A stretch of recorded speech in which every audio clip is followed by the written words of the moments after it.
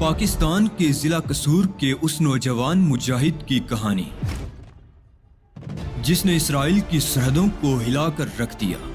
اسلام کی بقا کی جنگ لڑنے والے اس مجاہد کی طویل داستان سننے سے پہلے چینل کو سبسکرائب کیجیے تاکہ کہانی کی تمام ترقصات آپ تک ہمیشہ پہنچتی رہیں۔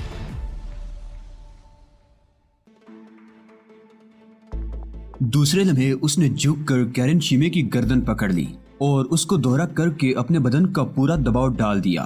کیرن شیمے ماہی بے آب کی طرح تڑپنے لگا۔ اس کے منہ سے فحش گالیاں نکل رہی تھی۔ محافظ پریشان نگاہوں سے ایک ایک کی شکل دیکھنے لگے، لیکن یہاں کون تھا جو انہیں حکم دیتا؟ جنرل ٹیرس کے بارے میں مجھے علم تھا کہ وہ موبائل کے خلاف ہے، اور اگر کیتھی براؤن کا معاملہ نہیں ہے تو وہ فلسطینیوں کے خلاف بھی نہیں ہے۔ مالکم ایکس تھی جو کیتھی براؤن کی حیثیت سے موجود تھی اور موبائل کو سہارا دیے ہوئے تھی۔ والٹر موبائل تو تھا ہی تہذیب کا آدمی، چنانچہ وہ اس سلسلے میں کیا دخل دیتا؟ باقی یہ دونوں رہ گئے تھے جنہیں ان کی اس حرکت کی سزا ملنا ہی چاہیے تھی۔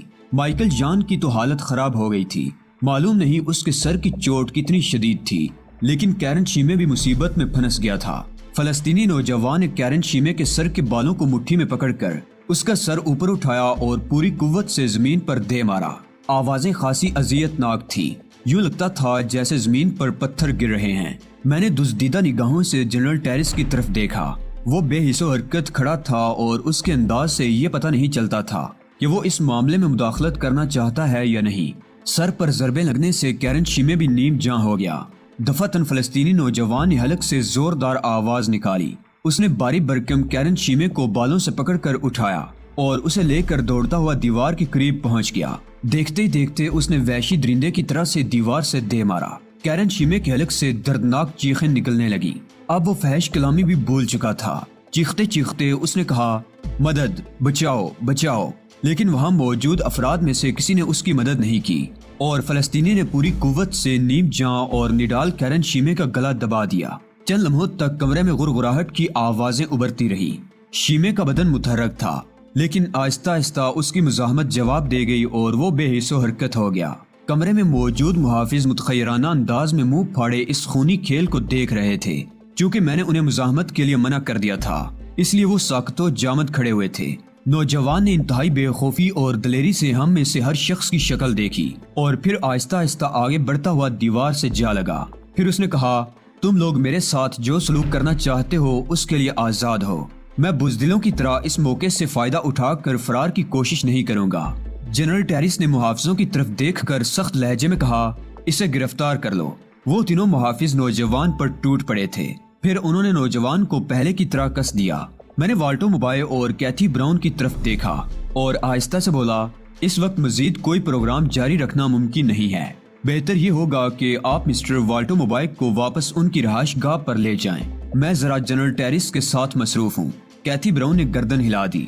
جنرل ٹیرس نے ایک نگاہ مجھے دیکھا اور پھر بولا، بہتر ہوگا مسٹر میکیوائے کہ آپ خود مسٹر موبائل کو ان کی رہائش گاہ تک پہنچا دیں۔ ان دونوں نے یہ بھی تو اشارہ کیا تھا کہ باہر اس کے اور ساتھی بھی دیکھے گئے ہیں، فوری طور پر کوئی اور حادثہ پیش آ سکتا ہے۔ میں نے مسکراتی نگاہوں سے جنرل ٹیرس کو دیکھا اور پھر گردن ہلا کر بولا، اوکے جنرل، میں ان کے ساتھ جا رہا ہوں۔ تھوڑی دیر کے بعد آپ سے محل ہی میں ملاقات کروں گا۔ میں اس کے لیے کوئی معقول بندوبست کر کے ابھی واپس پہنچ جاؤں گا۔ فی الحال آپ اسے صرف قید کریں گے جنرل، مجھے اس سے بہت سی معلومات حاصل کرنا ہے۔ بہتر یہ ہوگا کہ اس کا زخم بھی دیکھ لیا جائے۔ ٹھیک ہے، جنرل ٹیرس نے جواب دیا اور میں نے کیتھی براؤن اور والٹر موبائل کو اپنے ساتھ چلنے کی پیشکش کی اور بڑے احترام کے ساتھ انہیں واپس ان کے محل میں لے آیا۔ راستے میں کسی قسم کی کوئی مزاحمت یا ایسی صورتحال پیدا نہیں ہوئی تھی جو قابل توجہ ہوتی۔ ان دونوں کو اپنی جگہ پہنچانے کے بعد میں وہاں سے نکل آیا۔ میں ذہنی الجھنوں کا شکار تھا۔ پتہ نہیں جنرل ٹیرس اس نوجوان کے ساتھ کیا سلوک کرے۔ اس سے فوری رابطہ قائم کرنا ضروری تھا۔ میں جنرل ٹیرس کا انتظار کرنے لگا۔ تقریباً 1 گھنٹے کے بعد میری اس سے ملاقات ہوئی۔ جنرل خود ہی میری رہائش گاہ پر پہنچا تھا۔ میں نے پرتپاک انداز میں اس کا استقبال کیا اور اسے اندر لے آیا۔ پھر میں نے پوچھا، فلسطینی نوجوان کو آپ نے کہاں قید کیا ہے جنرل؟ ایک مخصوص قید خانے میں۔ آپ مطمئن رہیں، وہ وہاں سے فرار نہیں ہو سکے گا اور نہ ہی فرار کرایا جا سکے گا۔ جنرل ٹیرس نے جواب دیا، اس کے زخموں وغیرہ کی دیکھ بھال کے لیے آپ نے کوئی معقول بندوبست کیا ہے؟ ہاں، آپ اطمینان رکھیں مسٹر میکیوائے، وہ شدید زخمی نہیں ہے۔ میں نے اس کے زخموں کی مرہم پٹی کرا دی ہے۔ جنرل ٹیریس نے جواب دیا، ان دونوں کی کیا پوزیشن ہے؟ دونوں کی لاشیں ٹھکانے لگا دی گئی ہیں۔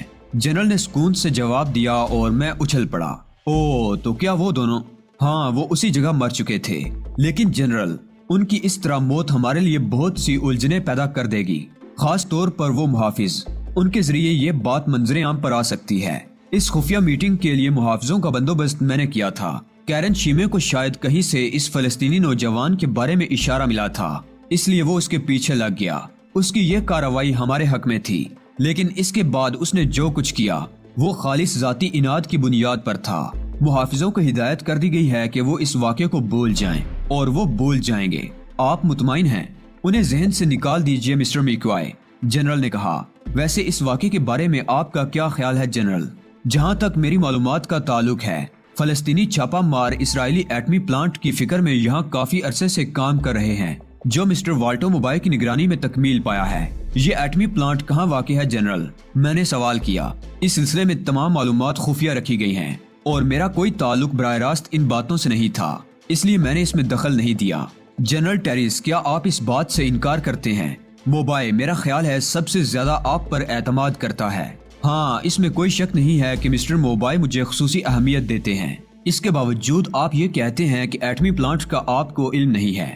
آپ کیا سمجھتے ہیں مسٹر میکوائے؟ اگر مسٹر والٹو موبائل مجھ پر اعتماد کرتے ہیں تو میں کسی بھی شخص کو، خواہ وہ کتنی ہی بڑی شخصیت کا مالک کیوں نہ ہو، ان کے کسی راز سے آگاہ کر سکتا ہوں۔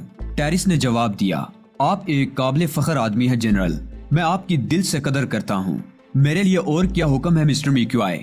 جنرل نے کسی قدر خشک لہجے میں کہا، آپ سے اسی سلسلے میں کچھ باتیں کرنا تھی۔ فلسطینی نوجوان کے ہاتھوں ان دونوں کا قتل آپ کے خیال میں کیا حیثیت رکھتا ہے؟ مسٹر میکوائے، آپ نے دیکھا کہ میں صرف ان کاموں میں مداخلت کرتا ہوں جن کی مجھے اجازت دی جاتی ہے۔ والٹو موبائل وہاں موجود تھے، وہ اپنے طور پر کوئی بھی کارروائی کر سکتے تھے، اور اگر وہ مجھے کوئی حکم دیتے تو پھر میں اس میں مداخلت کرتا۔ ویسے میرا اپنا ایک اندازہ ہے۔ وہ کیا؟ میں نے دلچسپ نگاہوں سے جنرل کو دیکھتے ہوئے کہا، آپ نے ان دونوں کی موت میں خاصی دلچسپی لی ہے۔ شاید آپ اندازہ کر چکے تھے کہ وہ فلسطینی نوجوان ان دونوں پر بھاری پڑ جائے گا۔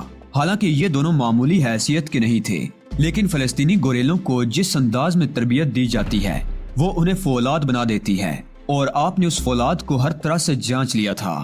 جنرل ٹیریس کی تیز اور چمکدار نگاہیں ہر طرف نگراں تھیں، لیکن میرے ہونٹوں کی مسکراہٹ اسے پریشان کر رہی تھی۔ اس کا خیال تھا کہ اس کے اس انکشاف پر میں پریشان ہو جاؤں گا، لیکن میری آنکھوں میں یا میرے چہرے پر پریشانی کا کوئی شائبہ بھی نہیں تھا۔ ہاں، شاید آپ کا یہ خیال درست ہے جنرل۔ سوال کر سکتا ہوں مسٹر میکوائے کہ آپ نے ایسا کیوں کیا؟ جنرل، ہمارے درمیان بہت سارے معاملات محتاط انداز میں چل رہے ہیں، ظاہر ہے میں اس بات کا جواب آپ کو نہیں دوں گا۔ ٹھیک ہے، میں اس بات پر اصرار بھی نہیں کروں گا۔ ویسے آپ اس فلسطینی نوجوان سے کیا معلوم کرنا چاہتے ہیں یہ بھی میں آپ کو بعد میں بتاؤں گا۔ فی الحال آپ کے لیے ایک پیغام ہے میرے پاس۔ پیغام؟ کس کا پیغام؟ جنرل ٹیریس نے سوال کیا۔ جنرل، جو کچھ میں کہہ رہا ہوں اسے غور سے سنیں۔ آپ کو ایک جگہ پہنچنا ہے رات کے کسی بھی حصے میں، یا کل دن میں کسی بھی وقت۔ کہاں؟ جنرل ٹیریس کچھ چونکا ہوا سا تھا۔ اس جگہ کا نام ساؤتھ پارک ہیون ہے، میں نے جواب دیا۔ جنرل کے بدن میں ایک لمحے کے لیے لرزش پیدا ہوئی تھی، لیکن اس نے اپنے چہرے سے کسی قسم کے تردد کا اظہار نہیں ہونے دیا، اور پرخیال انداز میں ٹھوڑی کھجاتے ہوئے بولا، ساؤتھ پارک ہیون، میرا خیال ہے میں اس علاقے اور اس عمارت کے بارے میں جانتا ہوں، لیکن وہاں سے یہ پیغام کس نے دیا ہے میرے لیے میں نہیں جانتا۔ بس مجھ سے اس بارے میں درخواست کی گئی تھی، اور میں نے وہ درخواست آپ تک پہنچا دی۔ آپ ہوا میں تیر چلا رہے ہیں مسٹر میکوائے، میں نہیں سمجھ سکتا کہ آپ نے اس عمارت کا حوالہ مجھے کیوں دیا ہے، جنرل نے کہا۔ اس کی آواز میں کوئی خاص بات ضرور تھی جسے میں نے بخوبی محسوس کیا، اور اس کے بعد مجھے یوں لگنے لگا جیسے جنرل میری طرف سے محتاط ہو گیا ہے۔ آپ کو وہاں ضرور جانا ہے جنرل، اگر ضرورت محسوس کریں تو ٹیلی فون پر وہاں موجود اس شخصیت سے بات چیت کر سکتے ہیں جس نے آپ کے لیے یہ پیغام دیا ہے۔ خیر مسٹر میکوائے، میں نہیں جانتا کہ آپ کے ذہن میں کیا ہے، میں اب آپ سے اجازت چاہتا ہوں۔ اوکے جنرل، میری بات پر غور کر لینا، میں نے کہا، اور جنرل ٹیریس کوئی جواب دیے بغیر باہر نکل گیا تھا۔ لیکن میری چھٹی حص بتا رہی تھی کہ جنرل کے ذہن میں میرے لیے کچھ شکوک و شبہات پیدا ہو گئے ہیں۔ اگر جنرل کسی بھی طرح کیتھی براؤن سے رابطہ قائم کرنے میں کامیاب ہو جاتا تو پھر یقیناً اس کا ذہن صاف ہو سکتا تھا، لیکن اس سے پہلے مجھے محتاط رہنا تھا۔ جنرل ٹیریس اس واقعے سے خود کو اس قدر بے تعلق نہیں رکھ سکتا تھا۔ اس نے والٹو موبائل کی خاموشی کے سہارے اپنی خاموشی کا جواز بھی پیدا کر لیا تھا۔ میں جانتا تھا کہ وہ اپنے درمیان کیرن شیمے اور مائیکل جان کی موجودگی کو پسند نہیں کرتا تھا، اور دونوں شاطر آدمیوں سے خود اس کا منصوبہ بھی خطرے میں پڑ جاتا تھا۔ اب وہ کیتھی براؤن سے ملاقات کرے گا اور اس کے بعد اس کا رویہ تبدیل ہو جائے گا، لیکن میرے لیے ابھی بے شمار مسائل تھے۔ فلسطینی نوجوان جنرل ٹیریس کی قید میں تھا اور میں اسے حاصل کرنا چاہتا تھا تاکہ اس کے ذریعے فاخرہ یعقوبی سے رابطہ قائم ہو سکے۔ تنظیم آزادی فلسطین کی یہ رکن یہاں اپنی ذہانت کا لوہا منوا چکی تھی اور اس کے تذکرے عام تھے۔ چنانچہ میں یہی سوچ رہا تھا کہ اگر مجھے اس کا سہارا مل جائے تو بے شمار مسائل حل ہو سکتے ہیں، لیکن اس سے ملاقات کا مرحلہ ابھی دور تھا۔ سب سے پہلے تہذیب مالکم ایکس کو سنبھالنا تھا۔ اس کے لیے زبردست تیاریاں کرنا پڑی تھی مجھے۔ ذہنی طور پر میں ایک ایک لمحہ مصروف رہا تھا۔ کچھ عملی اقدامات بھی اس دوران کر ڈالے تھے۔ مثلا مجھے اندازہ تھا کہ جب تہذیب مالکم ایکس کو یہ بات معلوم ہوگی کہ کیتھی براؤن اس کی قید سے رہا ہو چکی ہے تو پھر اپنے آپ کو وہ شدید خطرے میں محسوس کرے گی اور فوری طور پر یہاں سے نکل بھاگنے کا پروگرام بنائے گی۔ میں نہیں چاہتا تھا کہ ان تمام حالات کے باوجود تہذیب مالکم ایکس والٹو موبائل کے محل سے دور ہو جائے، اور میں خود بھی اس کے بعد میکیوائی کی حیثیت سے نہیں رہ سکتا تھا، حالانکہ سب کچھ میرا ہی کیا درا تھا۔ لیکن تہذیب مالکم ایکس گرین پول کی 3 تھی، مطلق العنان اور خود فیصلے کرنے والی۔ اگر میں اس کے جانے کے بعد خود میکیوائی کی حیثیت سے محل میں رہتا تو اسے یہ شبہ ہو سکتا تھا کہ میں اتنا مطمئن کیوں ہوں، جبکہ میکیوائی ہی کی حیثیت سے کیتھی براؤن کو وہاں سے نکالا گیا تھا۔ چنانچہ فوری طور پر مجھے اپنی شخصیت تبدیل کرنا تھی، اور اس طرح اس میں کوئی شک نہیں تھا کہ میں اپنے بہت سے اختیارات کھو بیٹھتا۔ میکیوائی کی حیثیت سے مجھے یہ اختیارات حاصل تھے کہ میں کسی بھی معاملے میں براہ راست شریک رہوں اور میری اپنی آواز بھی دوسری آوازوں سے بلند ہو، لیکن اس حیثیت کو برقرار رکھنا مشکل تھا۔ میں نے ان تمام باتوں پر بہت غور و فکر کیا تھا اور اس سلسلے میں جو انتظامات کیے تھے وہ یوں تھے۔ میں نے سوچا تھا کہ تہذیب مالکم ایکس کو جب صورتحال کا علم ہوگا تو اسے مشورہ دوں گا کہ وہ اپنا میک اپ تبدیل کر لے، اور یہی رہے۔ مجھے خود بھی اپنا میک اپ تبدیل کرنا تھا، اور اس کے لیے میں نے 2 ایسے کرداروں کا انتخاب کر لیا تھا جن کی جگہ میں اور تہذیب مالکم ایکس لے سکتے تھے۔ ان میں سے ایک اس محل کا نگران فلائڈ پیٹرسن تھا اور دوسری ایک لڑکی جوزی مارسٹن جو سیاہ فام تھی اور محل کی نگرانی کے امور میں ایک مخصوص حیثیت رکھتی تھی۔ ہم دونوں ان دونوں کی شکل میں بآسانی آ سکتے تھے۔ اس کے علاوہ بظاہر اور کوئی کردار ایسا نظر نہیں آتا تھا جس کی شکل اختیار کر کے ہم اس محل میں آزادانہ کام کر سکتے۔ چنانچہ میں نے میک اپ کے سامان کا بھی انتظام کیا تھا جس کے ذریعے ہم ان دونوں کی شکلیں اختیار کر سکتے تھے، لیکن یہ سب کچھ نہایت مہارت اور احتیاط سے کرنا تھا۔ یہ ضروری نہیں تھا کہ حالات ہر وقت میرے تابع ہی ہوں، کسی وقت صورتحال بگڑ بھی سکتی تھی، اور میں جانتا تھا کہ جہاں بھی میں نے چوٹ کھائی وہیں سے میرے زوال کا آغاز ہو جائے گا اور یہاں میں کچھ نہیں کر سکوں گا۔ فی الحال اپنے کمرے میں ہی رہنا مناسب تھا۔ یوں بھی رات خاصی گہری ہو چکی تھی۔ والٹو موبائل اپنی آرام گاہ میں چلا گیا تھا اور تہذیب مالکم ایکس کیتھی براؤن کی حیثیت سے اپنی آرام گاہ میں تھی۔ اس نے بمشکل تمام خود پر قابو پایا ہوگا، ورنہ ان حالات میں وہ مجھ سے رابطہ قائم کرنا ضروری سمجھتی۔ ہم دونوں محتاط انداز میں ہی ایک دوسرے سے ملاقات کرتے تھے، لیکن رات کے غالباً 2 بجے تھے اس وقت، اور میری پلکیں بوجھل ہو چکی تھی جب اچانک دروازے پر دستک سنائی دی۔ میں اچھل پڑا۔ اس وقت دروازے پر دستک دینے والی 2 ہی شخصیتیں ہو سکتی تھی، جنرل ٹیریس یا تہذیب مالکم ایکس۔ تاہم میں نے پستول نکالا اور بڑی احتیاط کے ساتھ دروازہ اس انداز میں کھول دیا کہ اگر کوئی کارروائی بھی ہو تو میں اس کی فوری زد میں نہ آ سکوں۔ جنگلی جانور کی طرح اندر گھس آنے والی تہذیب مالکم ایکس ہی تھی۔ اس کی وحشت اور جلد بازی سے میں نے اندازہ لگا لیا کہ کسی نہ کسی طرح انچارج سے اس کا رابطہ قائم ہو گیا ہے۔ اس نے احمقوں کی طرح ادھر ادھر دیکھا اور پھر مجھ پر نگاہ پڑتے ہی آنکھیں بند کر لی اور مدھم لہجے میں بولی، دروازہ بند کر دو علی، دروازہ بند کر دو۔ اس کی ذہنی کیفیت کا میں بخوبی اندازہ لگا رہا تھا۔ میں نے پھرتی سے دروازہ بند کر دیا اور پھر تیز روشنی کے سوئچ کی جانب ہاتھ بڑھایا تو تہذیب نے پھرتی سے آگے بڑھ کر میرا بازو پکڑ لیا۔ نہیں، رہنے دو، رہنے دو، بتی نہ جلاؤ۔ کیا بات ہے؟ تم کافی پریشان نظر آ رہی ہو، میں نے متخیرانہ انداز میں کہا۔ اوہ علی، جلدی سے مجھے ایک بات بتاؤ، پہلے جلدی سے مجھے ایک بات بتاؤ، اس نے بے صبری کے انداز میں کہا۔ خیریت؟ کیا بات ہے؟ میں نے متعجب ہونے کی اداکاری کرتے ہوئے کہا۔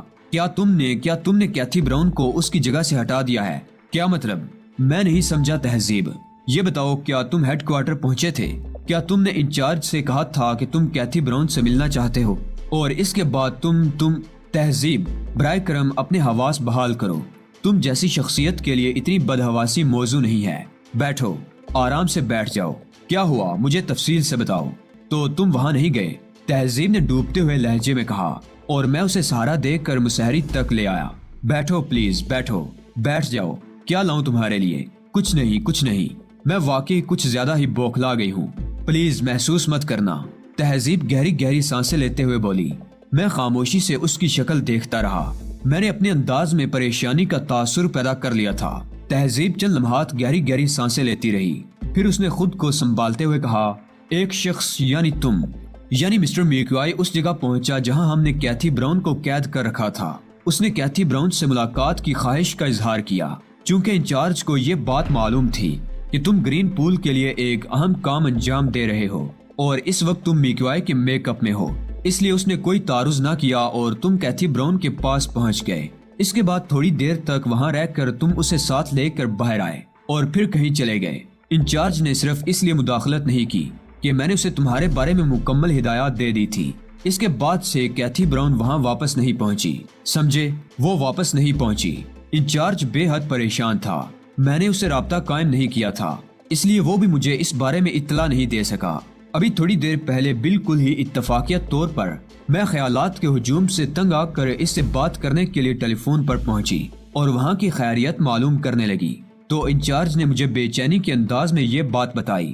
یہ واقعہ ہے علی، میرا خیال ہے اگر تم نے یہ سب کچھ نہیں کیا تو ہم بے نقاب ہو گئے۔